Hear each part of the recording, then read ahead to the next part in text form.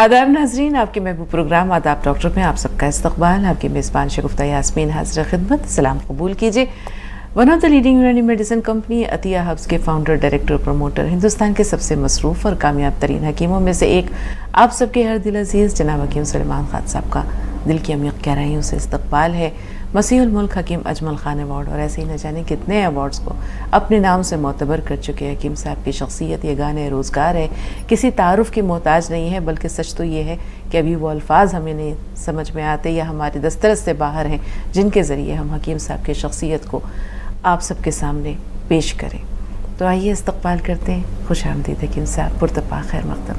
जज़ाकल्लाह, शुक्रिया। तो आज क़स्सा नहीं है, आज एक सवाल है जो हम हकीम साहब से इंशाल्लाह दरियाफ़्त करेंगे। सब्र और बर्दाश्त, ये दोनों अल्फाज हम सुनते रहते हैं अपनी रोज़मर्रा की ज़िंदगी में। किसी दानिश्वर से जब पूछा गया कि सब्र क्या है, तो फरमाया कि अपना मामला सुकून के साथ अल्लाह के सुपुर्द कर देने का नाम सब्र है। ये कहते हुए या ये सोचते हुए कि अब मेरे बस में कुछ नहीं है, मेरे इख्तियार में कुछ नहीं है, लेकिन अल्लाह के इख्तियार में तो बहुत कुछ है। तो जहाँ मेरी बेबसी, मेरी लाचारी ख़त्म होती है, वहाँ से अल्लाह ताला की रहमतें शुरू होती हैं। तो अल्लाह की अदालत में अपना मामला सुपुर्द कर देने का नाम सब्र व रज़ा और तवक्कुल के साथ, इस्तिग़ना के साथ ये सब्र है। और रो धो कर शिकायतें करते हुए, गिले करते हुए, ये कहते हुए कि अल्लाह ताला तो हमारी सुनता ही नहीं है, ज़िंदगी को काटे जाने का नाम ये बर्दाश्त है। ये जानते हुए कि अल्लाह ताला किसी पर भी उसकी क़ुव्वत, उसकी ताकत से ज़्यादा, उसकी इस्तिताअत से ज़्यादा बोझ नहीं डालता, लेकिन फिर भी बंदा है कि वो शिकवा शिकायत किया जाता है, आहो-फ़ुग़ां किया जाता है, नालाजारी किया जाता है और ज़िंदगी काटे जाता है। तो ये चीज़ बर्दाश्त है। अब हम हकीम साहब से जानना चाहेंगे उनके बलीगाना अंदाज़ बयां के साथ कि सब्र और बर्दाश्त दोनों इंसान के पास होता है, लेकिन सब्र बाजी मार जाता है हकीम साहब। जैसे कि किसी ने कहा है कि जहाँ से बंदे के सब्र की इंतहा होती है, वहाँ से खुदा की रहमत का आगाज़ होता है।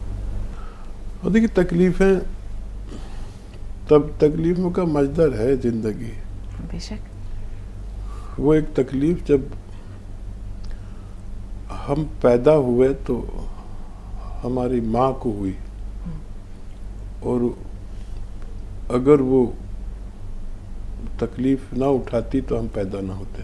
बेशक। और फिर उसके बाद उसको इतनी तकालीफ़ हुई कि उसने अपना खून पिलाकर पाला हमें। और कभी हम सोचते हैं कि ये रिश्ते कैसे होते हैं कि कोई किसी की कहीं ज़रा सी गलाजत इंसान को लग जाए, ख़ास तौर पर ख़ातून को, औरत को, तो तमाशा कर दे कि मेरे पर पेशाब हो गया और ये हो गया और वो हो गया। और वही लड़की जो अपने माँ बाप के घर तुर्रम खान बनी रहती है, जब वो साहिब औलाद होती है तो दिन में पता नहीं 10 बार यानी 20 बार उस बच्चे की गलाजत को धोती है, और उसको घिन नहीं आती, उसको बिल्कुल परेशानी नहीं होती। ये जो तकालीफ है, फिर उससे तमन्ना करने लगती है उस बच्चे से कि वो भी ऐसी तकलीफ उठाए हमारे लिए। उस उम्र में जब हम बूढ़े हो गए और बच्चों की सी हालत हो गई, तो वही बच्चा जिसके लिए वो इतना सब कुछ करती है, उस बच्चे को अपने माँ बाप की गलाजत साफ़ करने में घिन आती है। उसको मैंने देखा ऐसे बड़े कामयाब लोग के उस शख्स के 2 बच्चे बहुत बड़े ओहदों पर, और उन्होंने कभी अपने माँ बाप की गलाजत साफ़ नहीं की। माँ मर गई, बाप ने पाला, शादी भी नहीं की। मेरे एक दोस्त के भतीजों का जिक्र है महाराष्ट्र में, और बड़े बड़े ओहदों पर, तो वो कभी आ गए, देखा, आदमी रख दिया, सफाई कर्मचारी रख दिया, किसी रिश्तेदार को रख दिया, लेकिन वो माँ जैसी तड़प नहीं हुई। माँ चाहती तो आपके सारे काम पैसे खर्च करके करा देती, लेकिन वैसा काम कोई कर नहीं पाता जैसे माँ आपका 10-20 बार गला दस्त साफ करती है। सेम वैसे ही आपने जो मुलाजिम रख दिए वो वैसा काम नहीं कर सकते जो आप कर सकते थे। बिल्कुल हकीम साहब, न जाने कितने लोगों को आप शहादतमंदी की जानिब लेकर आ रहे हैं, क्योंकि वो बात जो वाज़ो नसीहत नहीं करती है, वो आपकी ये जो गुफ्तगू है ना, इसमें वो सहरकारी है, वो सहर आफरीनी है जो आहिस्ता आहिस्ता बूंद बूंद गिरती है और सिल के सीने में भी, पत्थर के सीने में भी शिकाफ डाल देती है। वो आपका खूबसूरत कलाम। मतलब मुझको साकी से अगर जाम से राहत मिलती, वाह। मुझको साकी से अगर जाम से राहत मिलती, कुछ तो फिर गर्दिश अय्याम से राहत मिलती। वाह वाह, बहुत सुंदर। कुछ तो फिर गर्दिश अय्याम से राहत मिलती, मुझको साकी से अगर जाम से राहत मिलती। वरगलाया है मुझे शेख व ब्रह्मन ने बहुत, वरगलाया है मुझे शेख व ब्रह्मन ने बहुत, वरना इस दौर में असनाम से राहत मिलती। क्या कहने, वरना इस दौर में असनाम से राहत मिलती। बहुत खूबसूरत। और शेर देखें कि आप तजलील बदस्तूर ही जारी रखते, आप तजलील बदस्तूर ही जारी रखते, मुस्तकिल लज्जत दुश्नाम से राहत मिलती। मुस्तकिल लज्जत दुश्नाम से राहत मिलती। उनका दीदार जो हो जाता करार आ जाता, उनका दीदार जो हो जाता करार आ जाता, करार आ जाता। उस दरीचे से मुझे बाम से राहत मिलती। शानदार। उस दरीचे से मुझे बाम से राहत मिलती। बहुत खूबसूरत। और मक्ते का शेर, तूर कम दाम में बिकने को तो बिक जाऊंगा, तूर कम दाम में बिकने को तो बिक जाऊंगा, भाव बढ़ जाता अगर दाम से राहत मिलती। बहुत खूबसूरत। भाव बढ़ जाता अगर दाम से राहत मिलती, मुझको साकी से अगर जाम से राहत मिलती, कुछ तो फिर गर्दिश अय्याम से राहत मिलती। बहुत उम्दा हकीम साहब, बहुत खूबसूरत। कर्नल वर्मा हैं फ़ोन लाइन पर, थोड़ा सा इंतज़ार कर्नल साहब। आपसे पहले परवीन साहबा इस बज़ में आई हैं, तो आइए, उनका हक भी उनका है।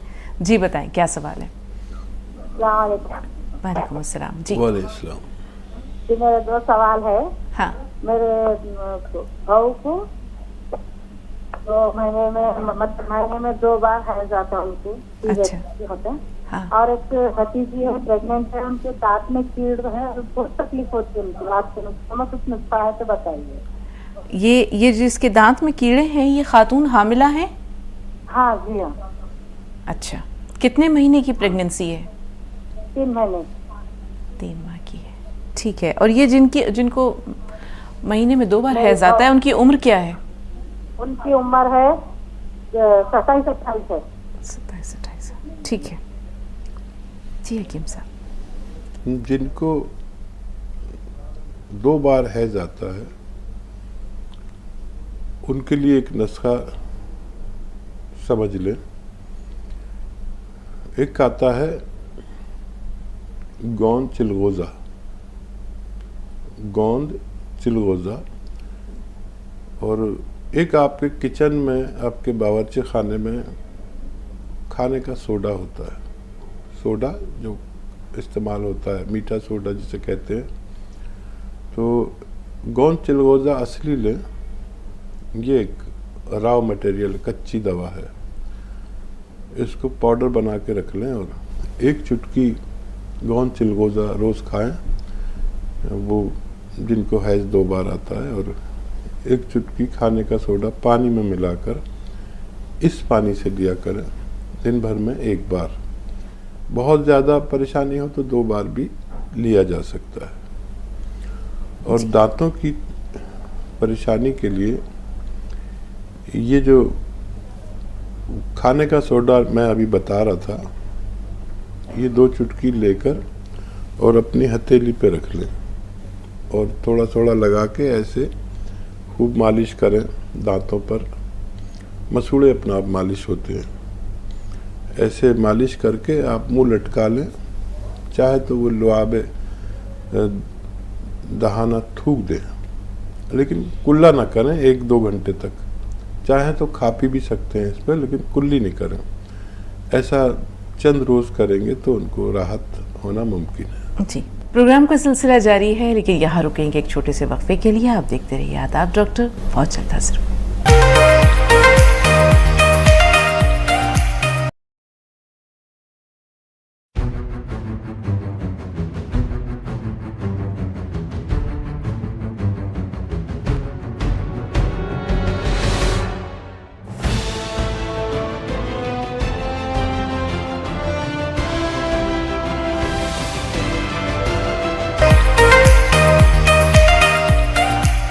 ब्रेक के बाद एक बार फिर आप सबका इस्तकबाल है और एक बार फिर चाहेंगे कि दिल की अमीर गहराइयों से हकीम साहब का शुक्रिया अदा करते हुए एक बार फिर इस्तकबाल करें, क्योंकि अपना कीमती वक्त जिस तरह रोज़ाना नाज़रीन के लिए इनायत करते हैं उसके सामने शुक्रिया का लफ्ज़ बहुत हक़ीर है, बहुत बेमाना है। इस्तकबाल हकीम साहब, खुश आमदीद। शुक्रिया, जज़ाकल्लाह। इस्तकबाल है आपका। अस्सलाम वालेकुम रहमतुल्लाहि व बरकातुहू। वालेकुम अस्सलाम वालेकुम अस्सलाम। मैंने तो रस्मन फोन लगाया था, मगर वो कुछ कहने की इच्छा हो रही है। कहिए ना। कि हम क्या शेखो फिलेमन में तो नहीं आते हैं कहीं, या हकीम साहब हमको बर्दाश्त करते हैं तो और उनके दीदार की आरज़ू न करो, उनके चेहरे पर अच्छा पर्दा रहे। गर निकाब आपने रुख से हटा दिया तो ये टूट के सारा जहां जल जाएगा। क्या बात है कर्नल साहब, इतने खूबसूरत अशार आप कहाँ से लाते हो और ऐसा महसूस होता है ये सब आपको याद है, अजबर हैं। बिल्कुल। ये कब का शौक है और कितने अरसे से आप इसकी आबियारी कर रहे हैं? मेरी उम्र जो है 10 से मुझे शौक था। और एक शायर भी रहे हमारे इंदौर में। हाँ। केसर इंदौरी। हाँ। जो राहत इंदौरी और नूर इंदौरी के जिनकी शागिर्दी में थे आप, तो वो उस्ताद से मैंने जिक्र करा कि साहब मुझे भी शायरी सिखा दो। तो बचपने में मैंने जिक्र करा तो उन्होंने बोला कि शायरी सीखना हो तो रात को आओ। तो हम बचपना था, हम डर गए, लेकिन जब उनको देखा तो वो रात में लिखा करते थे। और एक दो ऐसा भी रहा कि पढ़ने की इच्छा हुई थी, तो पढ़ने के लिए एक इमाम साहब से हमने बोला कि हमें पढ़ाओ। उन्होंने बोला ठीक है आप पढ़ लो। 1-2 हफ्ते गए, वहाँ के मेंबर लोगों ने उनसे इल्जाम लगाया कि आप गैर मुस्लिम को कैसे पढ़ा रहे हो। तो उन्होंने बोला कहीं लिखा हुआ ऐसा है नहीं कि जो मैं तर्जुमा गलत हूँ, आप नौकरी से निकाल दो मेरे को। उसके बाद में ये हुआ कि हमारे शहर के अंदर एक दंगा हुआ था ईद मिलादुल नबी के टाइम पे 90 के दशक में। वो दंगे ऐसे हुए कि वो कहीं और चले गए और हम कहीं और चले गए। आज हम भी पढ़े लिखे होते। नहीं, आप माशाल्लाह जिस हद तक जानते हैं वहाँ तक बहुत कम लोगों की पहुँच है। बाकी तो हकीम साहब बताएंगे। जी हकीम साहब। वो एक शायर का शेर बड़ा मशहूर है कि तूने मूसा को नाहक ही तकलीफ दी, लुत्फ आता अगर याद करते हमें। तूने मूसा को नाहक ही तकलीफ दी, लुत्फ आता अगर याद। तुमने मूसा को नाहक ही तकलीफ दी, लुत्फ आता अगर याद करते हमें। वाह। जिनकी आंखों में ज़ौक़ नज़ारा न हो, उनको जलवा दिखाने से क्या फ़ायदा। बहुत खूबसूरत, ये बहुत मशहूर है, बहुत उम्दा। तो बात चल रही थी कि शायरी और इन सब की, तो आपके अंदर जरासीम तो पूरे हैं और माहौल अगर वाकई मिल जाता, और आपने कोशिश भी की, और कुछ ज़माने की खामियां और खूबियां मिलकर हमें कहाँ से कहाँ पहुँचा देती हैं।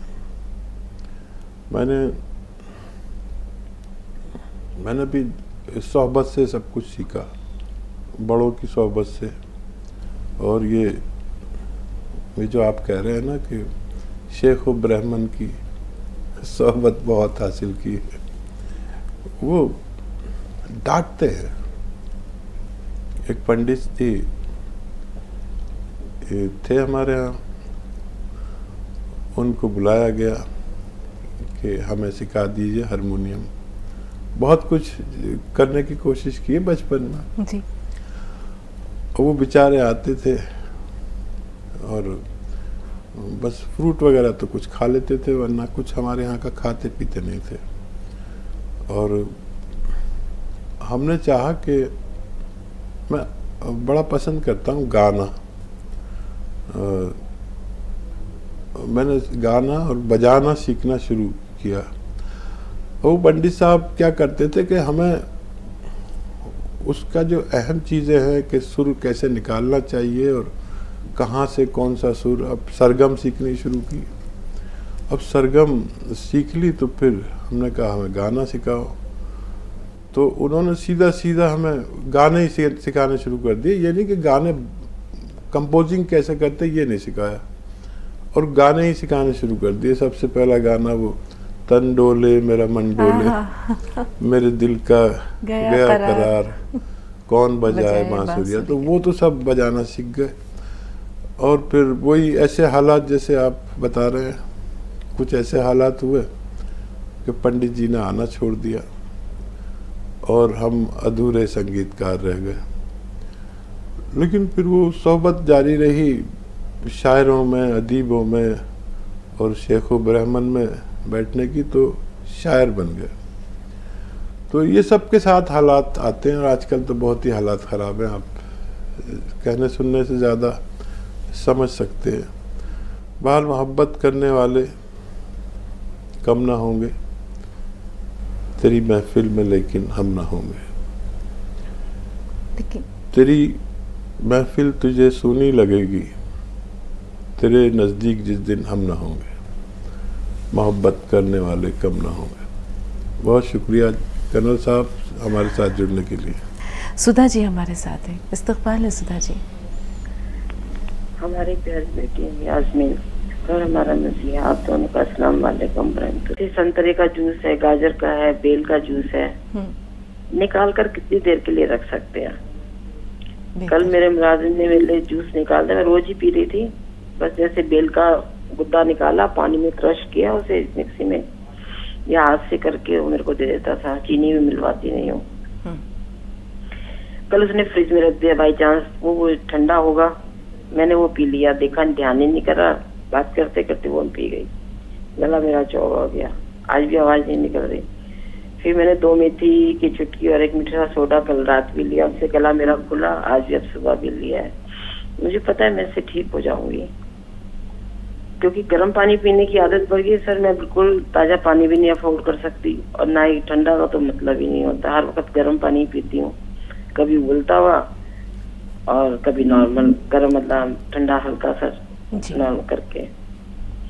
आप मुझे ये बताइए कि जूस क्या फ्रिज में रखना चाहिए निकालने के बाद? अगर बाहर रखा रहे तो कितनी देर तक और कैसे है? बेहतर, क्या नुकसान देता है? बाहर कितने खराब हो जाता है रखा हुआ? ठीक है जी हकीम साहब। कोई भी जूस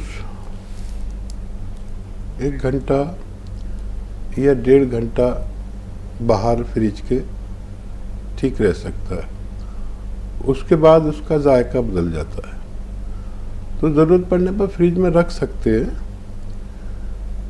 और जब आप उसको इस्तेमाल करें तो उसका दर्जा हरारत इतना कर लें कि जिसको आप पसंद फरमाते हैं या आपको नुकसान नहीं देता, तो ये काम कर सकते हैं। लेकिन फ्रिज एक अच्छी जगह है चीज़ों को महफूज करने की। और आपने बहुत अच्छी बात आज कही, मैं आपसे शायद यही उम्मीद करता हूँ कि मैंने एक दिन सुधा जी को या व्यूवर्स को कहा था ये हमारी गज़ल का मतला है। आज इन्होंने वही बात दोहरा दी कि शगुफ्ता यास्मीन गज़ल का मतला है, और मैं मकता हूँ। क्या बात है, बहुत अच्छा लगा। बहुत खूबसूरत वाकई में। बहुत शुक्रिया। जी, 2 कॉलर्स और हैं हमारे साथ। तनवीर साहबा, पहले आपसे मुखातिब है, क्या सवाल है? अस्सलाम वालेकुम। वालेकुम अस्सलाम। वो हमारी लड़की है, पहला बच्चा है, 3 महीने है, उसको थायराइड हो गया है। हाँ तो वो दवा तो चल रही है, हाँ। एक गोली दे रहे थे, अब वो कर रहे हैं कि डबल थायराइड हो गया है तो 2 गोली दे रहे हैं।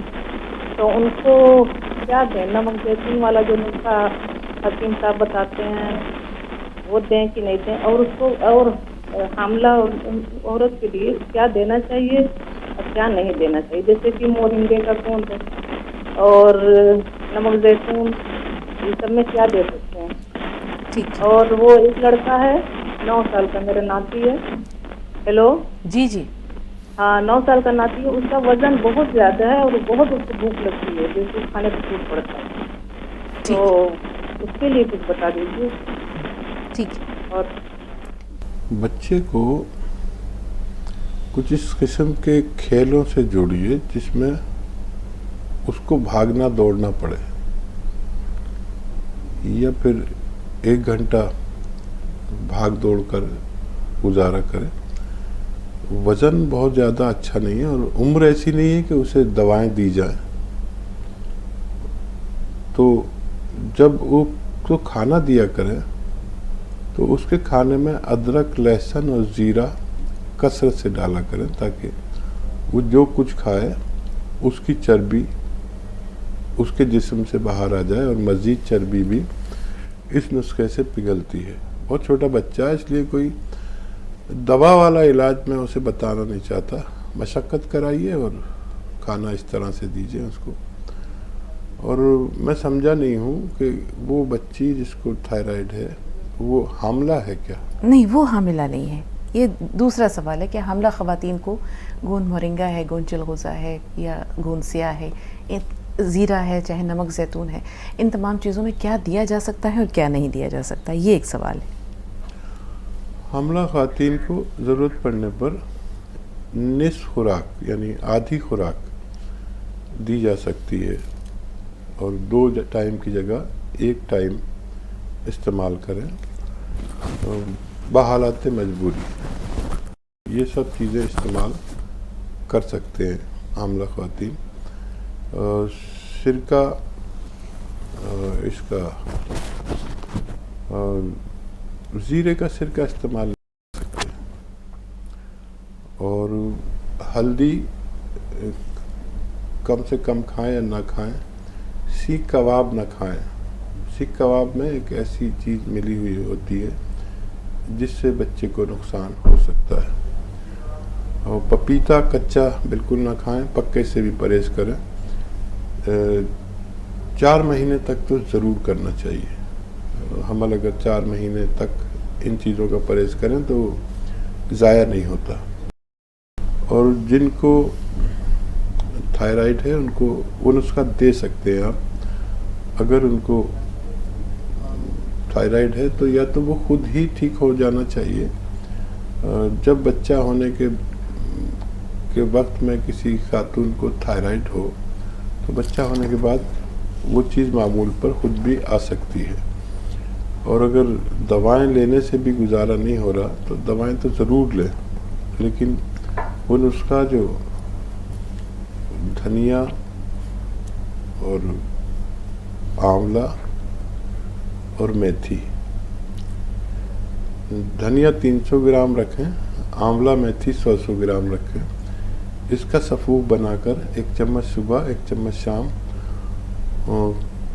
खाएं नमक जैतून के पानी से। 1-1 चुटकी नमक जैतून, 1 चुटकी खाने का सोडा साथ में लें। और दवाएं अपनी दवाओं के साथ ही ले सकते हैं इनको। तो मुझे उम्मीद है ज़रूर कंट्रोल होना मुमकिन है। ठीक। रुखसाना साहिबा है अहमदाबाद से, क्या सवाल है? रुखसाना साहिबा, हमें सुन पा रही हैं आप? हाँ बहन, अपना नाम बताएं। मेरा नाम रुखसाना। जी रुखसाना साहिबा, ठीक है, आपसे अस्सलाम वालेकुम। हाँ हाँ फरमाइए। वालेकुम अस्सलाम। अपने हकीम साहब से मेरे गोसियाँ गुंद मंगाया था, थोड़ा सीख रहा है तो बोलते क्या कैप्सूल और अजू और मंगा लो, ऐसा बोलते तो क्या मैं अजू मंगा सकती हूँ? आपकी तबीयत कैसी है रुखसाना? अभी तो मेरे को फर्क पड़ाएगा। अच्छा, कितने हेलो। दिन से ले रहे हैं? 3 महीने से, दूसरे महीने में चालू करा था मैंने। ठीक है, हेलो। कितना फायदा पहुंचा होगा? फायदा तो बहुत पड़ेगा, पर वो जो पाँव के थापा नहीं झुकती है तो वहाँ थोड़ा झीणा झीणा दुखता है। ठीक है, ठीक है। तो यानी पीछे खाना पड़ेगा, यूँ कहती हूँ। ठीक है, सुनिए। हाँ। जी हाँ, इसको आप लगातार लेते रहें, लेकिन अगर वो कैप्सूल कोई भेजे तो कैप्सूल अलग टाइम में खाना और गोंसिया अलग टाइम में। ऐसा भी करते हैं कि सुबह को गोंसिया खा लेते हैं, शाम को कैप्सूल खा लेते हैं, या सुबह शाम गोंसिया लेते हैं और दोपहर को कैप्सूल ले लेते हैं। उन दोनों चीज़ों को एक साथ ना खाएं, और अगर आप इसी से इत्मीनान है, आपको फ़ायदा है, तो उसको लेने की भी ज़रूरत नहीं है। जी, शबाना है हमारे साथ मुंबई से। इस्तकबाल है शबाना साहबा, क्या सवाल है? अस्सलाम वालेकुम।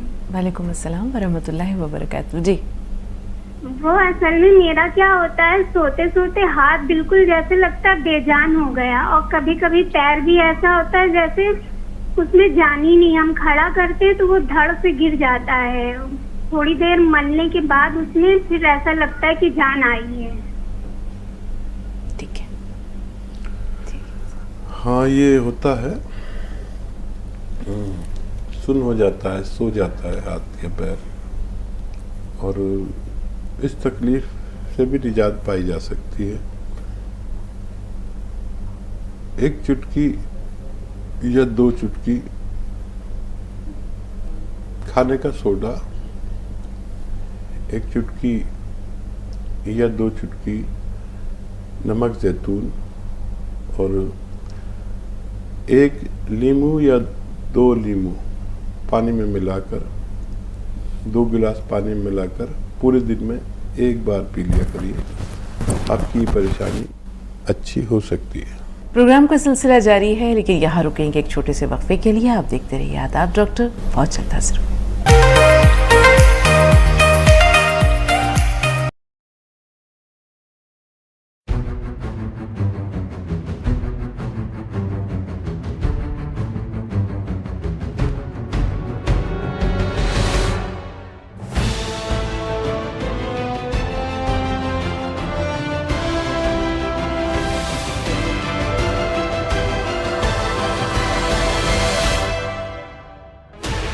Sixteen channels, 15 languages, 26 states, 1,200 plus reporters, 66.9 crore viewers. India's largest news network, News 18 Network.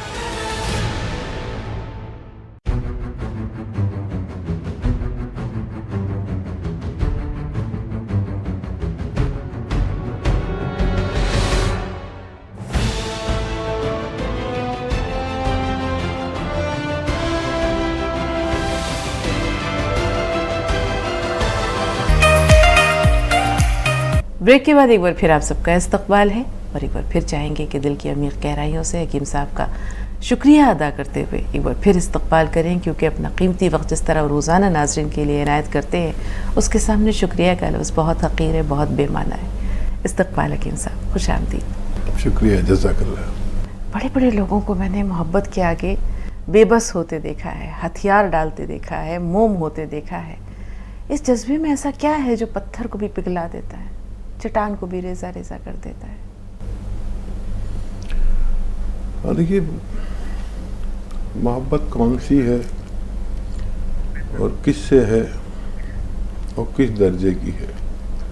मैंने बताया था ना कि वो इश्क की चोट तो पड़ती है दिलों पर यकसा, ज़र्फ के फ़र्क से आवाज़ बदल जाती है। बहुत खूबसूरत। जब हम किसी को चाहने लगते हैं तो वो उस शख्स में नहीं होती मोहब्बत जिसको हम चाहते हैं। मोहब्बत अपने अंदर होती है और एक ख्वाहिश का नाम है जिसको हम मोहब्बत कह सकते हैं, और एक दूसरे की ज़रूरत पूरी होती है।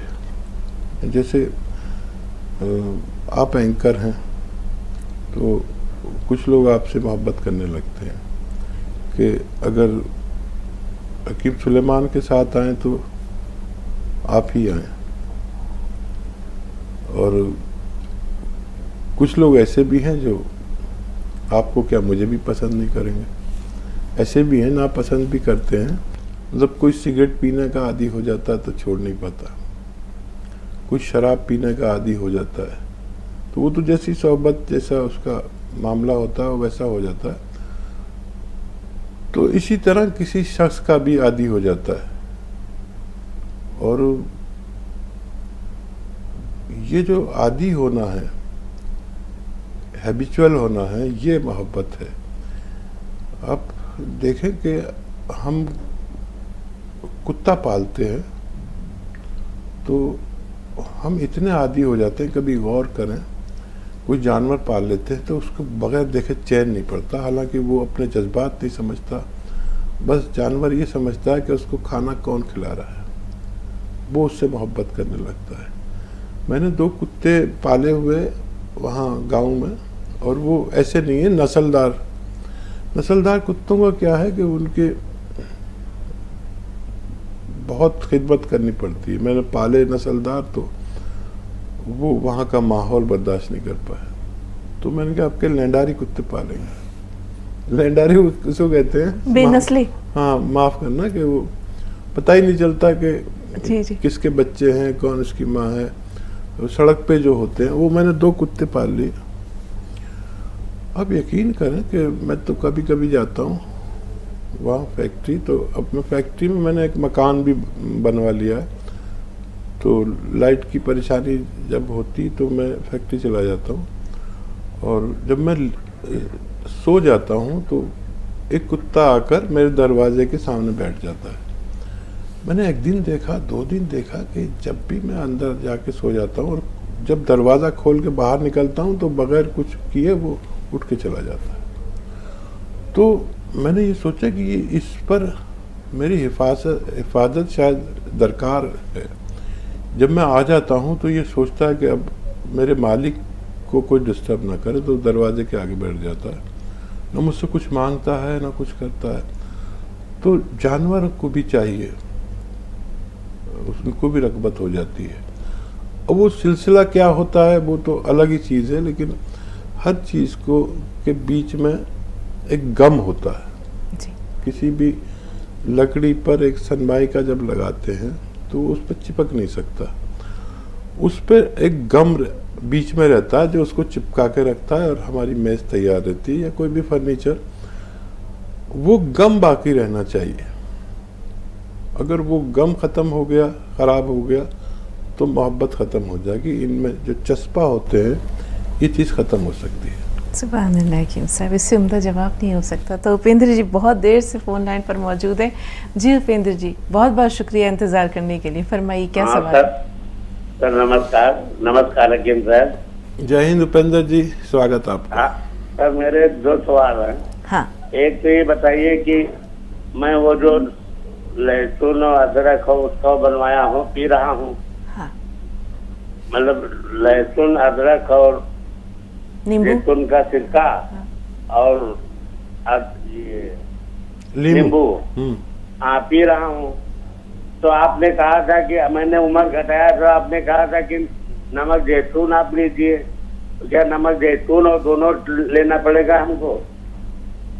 ठीक है। और दूसरा सवाल ये है कि कलौंजी का सिरका बढ़िया होता है, उसका बनाए कि इसका ठीक जैतून का?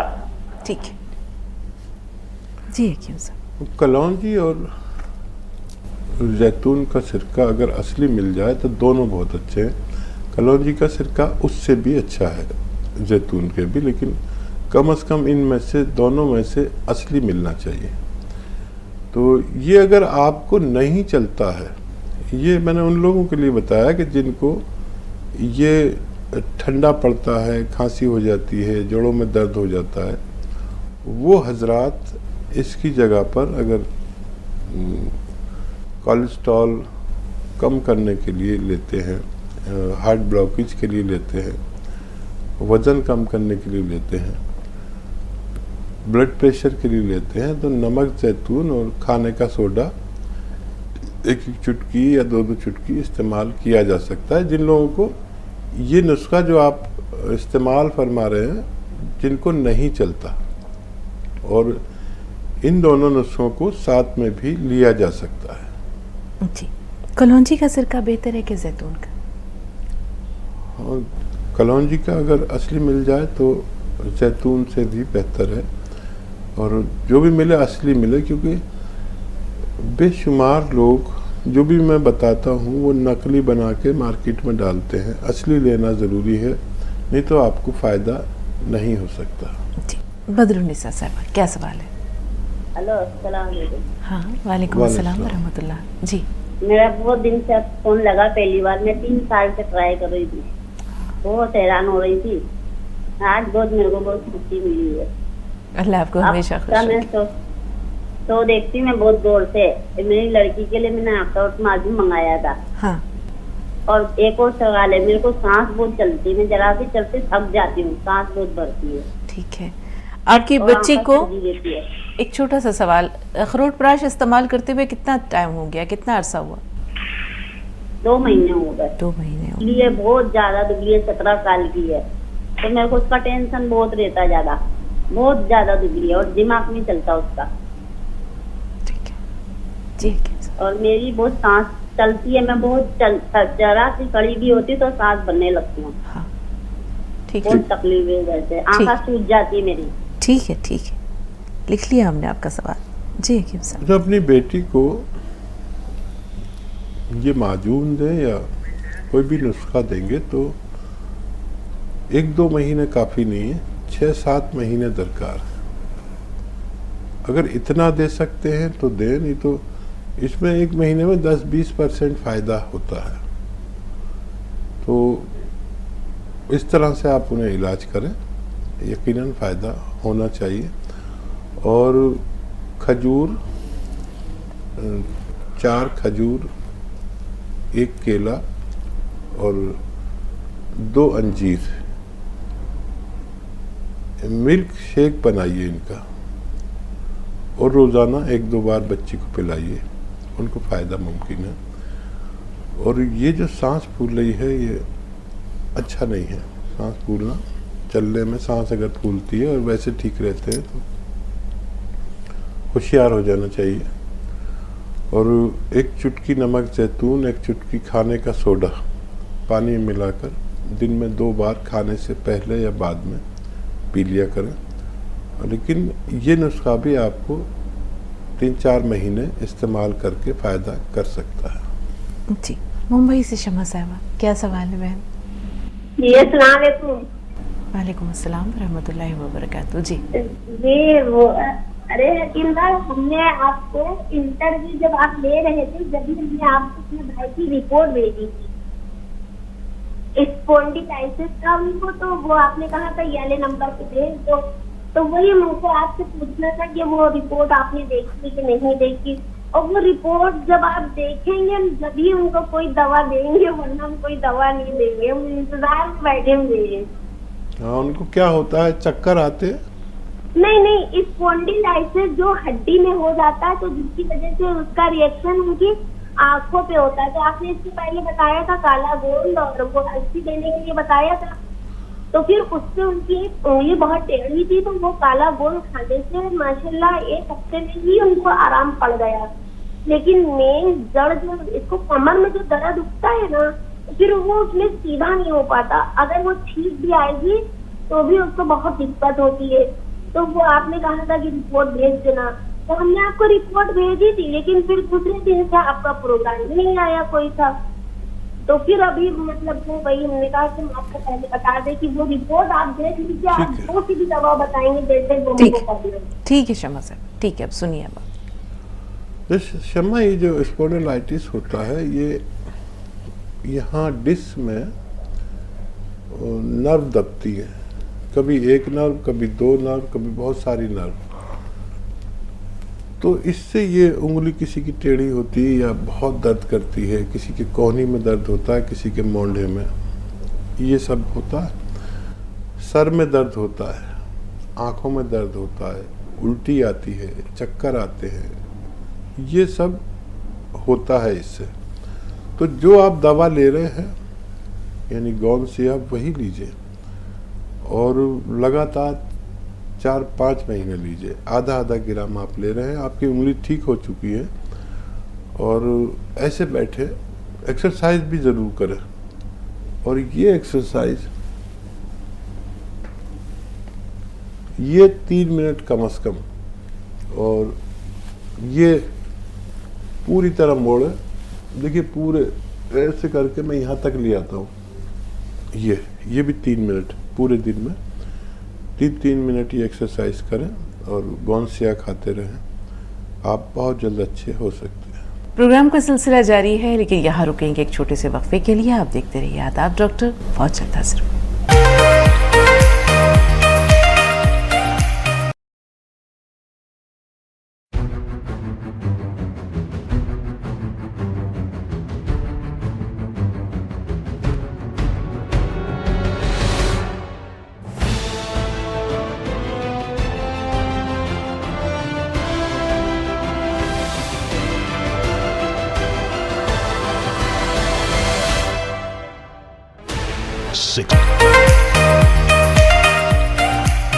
ब्रेक के बाद एक बार फिर आप सबका इस्तकबाल है और एक बार फिर चाहेंगे कि दिल की अमीर गहराइयों से हकीम साहब का शुक्रिया अदा करते हुए एक बार फिर इस्तकबाल करें, क्योंकि अपना कीमती वक्त जिस तरह रोज़ाना नाज़रीन के लिए इनायत करते हैं उसके सामने शुक्रिया का लफ्ज़ बहुत हक़ीर है, बहुत बेमाना है। इस्तकबाल हकीम साहब, खुश आमदीद। शुक्रिया, जज़ाकल्लाह। अब्दुल हमीद साहब आपके पास आ गए, देखिए क्या सवाल है। वालेकुम सलाम। जी हकीम साहब, वो वही भाई गौन जामुन का ऐसे पूछा था, वो यूरिक एसिड बढ़ा हुआ है, तो अब वो ये क्या बोलते जैतून का सिरका नको पियो बोले थे, उसके बदल गोंद जामुन ले बोले थे। तो ये बॉडी के पार्ट जो भी आप गौन से या ये सिरका को बोले थे पार्ट खराब नहीं करता, तो ये भी गौन जामुन भी वही काम करता, बॉडी के अपने पार्ट जो गोलियां खा रहे उसके तरफ से काम नहीं करता, खराब नहीं करता। और जरा मेरे बाल भी बहुत जा रहे हैं, तो उसके वास्ते क्या करना है? और क्या बोलते बाल काले करने का सब 3 उसके बाद आए थे, 3 पाउडर मिला के वो काले हो रहे हो, तवे पे डाल के करे तो, मगर वो पानी ना आए तो फिर चले आ रहा, वो कलर चले आ रहा। तो परमानेंट कलर ऐसा कुछ 1 महीना ऐसा चले सर का कुछ और मिलाना क्या उसमें? हाँ देखिए, वो नुस्खा है शिकाकाई, आंवला, हरड़ बहेड़ा और मेहंदी, असली मेहंदी, इन सबको पाउडर बनाकर कच्चे लोहे की कढ़ाई में भिगो देते हैं और 2 घंटा कम से कम भीगने के बाद ये लगाई जाती है बालों में। इसमें पत्ती भी मिला सकते हैं, चाय की पत्ती, हम मज़न। तो ये कलर बनता है जो ओरिजिनल कलर आपके बालों पे हो सकता है और ये छूटना नहीं चाहिए। और क्या सवाल था आपका कि गोंद जामुन आप लेते, तो गोंद जामुन है इसके लिए डायबिटीज़ अगर किसी को कंट्रोल करनी हो तो 1-1 चुटकी 2-3 बार ले सकते हैं, खाने के पहले लेना बेहतर है। और बालों को उगाने के लिए गोंद मोरिंगा सफ़ेद 1-1 ग्राम इस्तेमाल किया जा सकता है। जी, आंध्र प्रदेश से हसीना साहबा, क्या सवाल है? अस्सलाम वालेकुम। वालेकुम अस्सलाम। बाजी, मेरे 2 सवाल हैं। जी, पहला सवाल ये है कि गोंद मोरिंगा जो हकीम साहब कल बता रहे थे, हर रोज एक खुराक 1 ग्राम, 1 ग्राम कितना होता है? 2-3 चुटकी होता है। ठीक है। और दूसरा सवाल है कि हकीम साहब आपकी दवाइयों के इस्तेमाल के साथ साथ अगर कुछ बुखार, अगर जुकाम, खांसी इस तरह का हो जाए तो क्या डॉक्टर के पास इलाज करवा सकते हैं? मेडिकल स्टोर पे टैबलेट खा सकते हैं? जी ठीक है, ये 2 सवाल है। बेहतर। जी हकीम साहब, क्या सवाल किया? पहला सवाल तो ये था कि ये गोंद मोरिंगा बालों के लिए लेने को कहा है, तो 1 ग्राम का वो वज़न जानना चाह रही हैं कि किसके बराबर, चने की दाल के बराबर, साबुत चने के बराबर, काबली चने के बराबर 1 ग्राम कितना होता है? 1 ग्राम जो चने होते हैं ना, चने वो 3 चनों के बराबर होता है, देसी चने जो आप यूज़ करते हैं चने, काबली चने के बराबर नहीं, देसी 3 चनों के बराबर होता है। और आप पढ़ी लिखी हैं, आप अंदाज़ा कर सकती हैं। और ये बिल्कुल तोल मोल के तो वो सुनार जहाँ पर आप जेवरात के लिए जाती हैं वो तोल के भी दे सकता है कि कितना होता है, लेकिन एक अंदाज़ा कर लीजिए, थोड़ी कमी बेशी चल भी जाएगी। 1 ग्राम रोज़ खा सकते हैं। और हाँ, मेरी दवाओं के साथ आप ज़रूरत पड़ने पर एलोपैथिक इलाज भी कर सकते हैं, इंशाअल्लाह कोई नुकसान नहीं होगा। जी, हैदराबाद से समीना साहिबा, क्या सवाल है? अस्सलाम वालेकुम। वालेकुम अस्सलाम। वालेकुम। मेरे 2 सवाल है। अभी मेरे सास फोन करे थे, वो 1 महीने में 2 बार पीरियड्स आ रहा, तो चिलगोजा गोन खाने का सोडा खाना बोले, तो वो खाने से पहले लेना क्या खाने के बाद लेना? ठीक है। दूसरा खाने का तरीका। और मेरे को 5-6 साल से सर में दर्द, गर्दनों में दर्द नहीं होता, गोली खाए तो कम होता, नहीं तो नहीं। ठीक है, अब आप सुनिए हकीम साहब क्या फरमा रहे हैं। जी हकीम साहब। तो देखिए, गौन चिलगोजा की खुराक 1 चुटकी है, और ये जो खाने का सोडा 1 चुटकी पानी में मिलाकर, ये खुराक दिन में 1 बार या 2 बार ली जा सकती है। और आपका सवाल क्या था एक और? एक तो इन्हें 5 साल से सर दर्द है। हाँ, सर दर्द। हाँ। देखिए, सर दर्द हो और दवाई खाने से ठीक हो जाए तो हम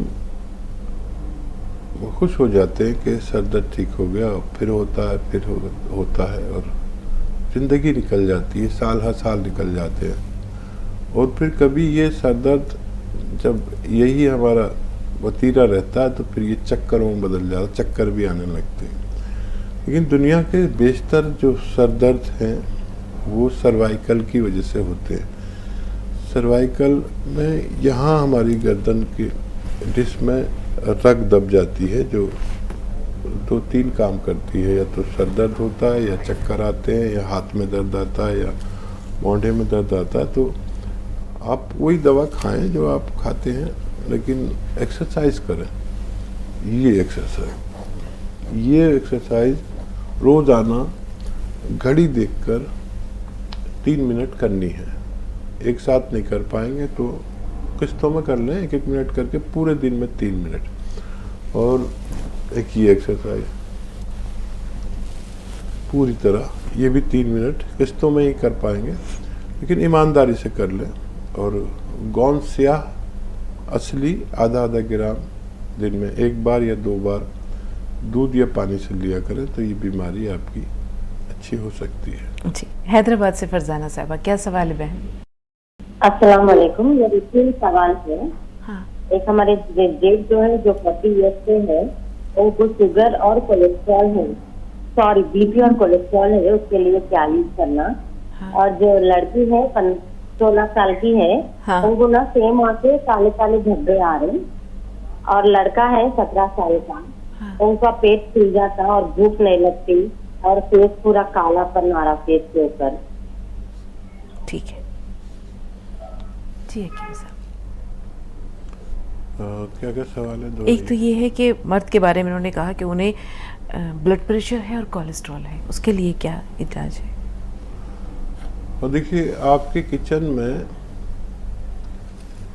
सोडा जो होता है, खाने का सोडा, मीठा सोडा, बेकिंग पाउडर, कुछ भी कह लीजिए, 1 चुटकी पानी में मिलाएं, और 1 या 2 चुटकी, 2 चुटकी ले तो 2 गिलास पानी लें, खाने का सोडा पानी में मिलाएं, और 1 चुटकी या 2 चुटकी नमक जैतून मिलाएं, और ये सुबह और शाम पिलाएं इनको खाने से पहले भी ले सकते हैं, बाद में भी ले सकते हैं।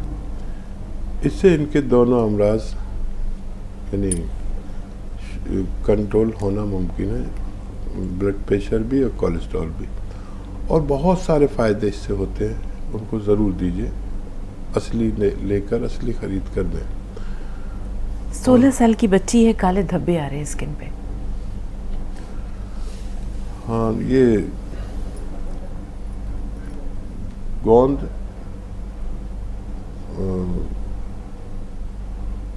मोरिंगा सफ़ेद असली 1 ग्राम रोज़ाना दूध, पानी या नारियल पानी से 1 ग्राम रोज़ाना उन्हें खिला दिया करें, उनको फ़ायदा होना मुमकिन है। जी, 17 साल का बच्चा है, लड़की की उम्र 17 साल है, पेट फूला हुआ रहता है और भूख नहीं लगती।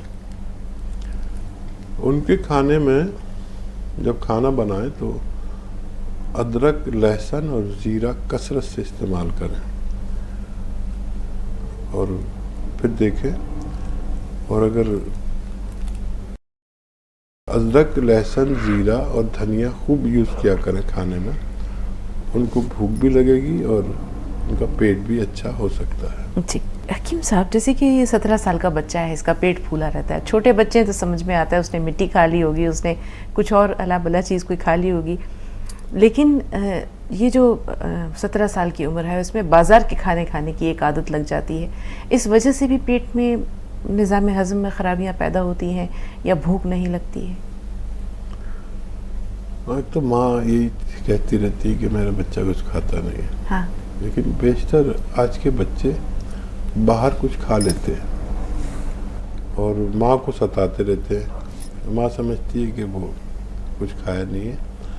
हाँ, पेट फूला हुआ हो तो ऐसी चीज़ें हमारे घर में बहुत मौजूद हैं, जैसे सौंफ है, धनिया है, ये उनको या तो चबा के खाने को कहें या पाउडर बना के खाने को कहें, इससे भी हमारे पेट के मामलात अच्छे रहते हैं। नाज़रीन, आज के लिए हमारी और आपकी मुलाकात यहीं तक। इंशाअल्लाह फिर अगले एपिसोड में हकीम साहब की मौजूदगी में उनकी शख्सियत के ज़ेर असर एक कौस क़ुज़ा के मानंद हफ्तरंगी एक बज़्म फिर से जाएंगे। अल्लाह ताला से दुआ करते हैं, उम्मीद भी करते हैं, यकीन भी है और वादा भी है। लेकिन इजाज़त लेने से पहले हम चाहेंगे कि एक बार फिर हकीम साहब का बहुत सारा शुक्रिया तमाम नाज़रीन की तरफ से, तमाम व्यूअर्स की तरफ से, कॉलर्स की तरफ से, अपनी टीम की तरफ से अदा कर दिया जाए। शुक्रिया हकीम साहब। ज़रूर। फिर मिलेंगे, तब तक के लिए इजाज़त दीजिए। आदाब।